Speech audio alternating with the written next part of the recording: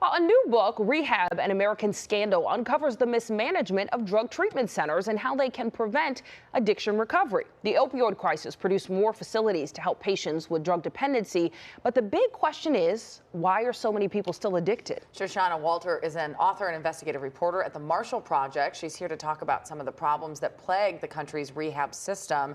Thank you so much for being here this morning. We have the book. We've taken a look at it. It's a great read. The drug treatment industry you dive into in the book generates $53 billion per year.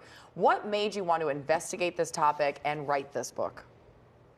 Well, I was a reporter at Reveal about 8 years ago when I stumbled across this rehab program that was being used by courts across Oklahoma and Arkansas.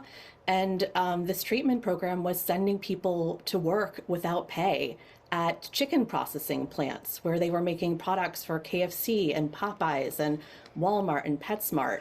And this was their sole form, basically their sole form of addiction treatment. Excuse me, I apologize. It's okay. You're fine. It's just time for you to be on TV this morning. That's all. It's happened to me too. So, I mean, when I stumbled across this program, it just made me want to understand how common that is. Yeah. And what does the rest of our treatment landscape look like? Is it really working the way it's supposed to? Sure, and you found that it isn't. You highlight 4 stories that show the pitfalls of America's flawed drug rehabilitation system. Talk about the weaknesses you found, and people want to know what needs to change so that people are getting the help that they actually think they're getting.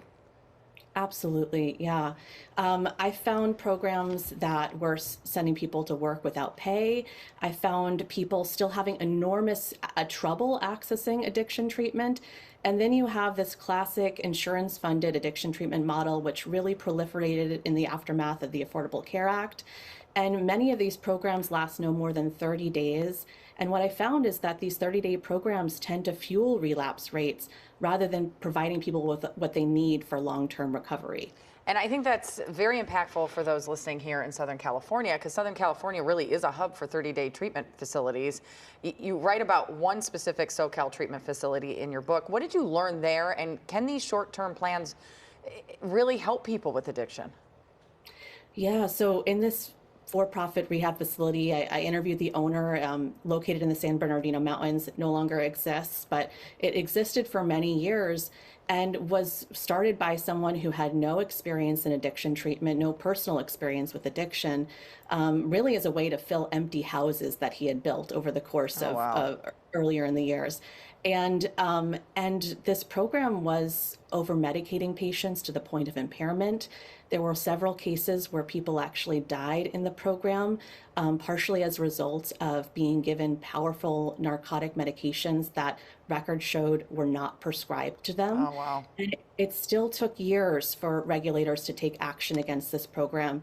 And ultimately, the program closed because the owner was in debt, not because of any action by regulators or law enforcement to shut it down. I would say that's unbelievable, but my friend's brother died of an opioid addiction, and he was in a treatment facility. Wow. So you think that sometimes these are just one-time cases or experiences, Sure. but reading this, it's not. You show that this is a much larger issue, and of course something needs to be done to save lives, because that's really what is at stake here. Shoshana, thank you so much for being with us this morning to tell us about this book. It's an absolute great read. We're going to put the link on our website at kcalnews.com so that everybody can get a copy of it.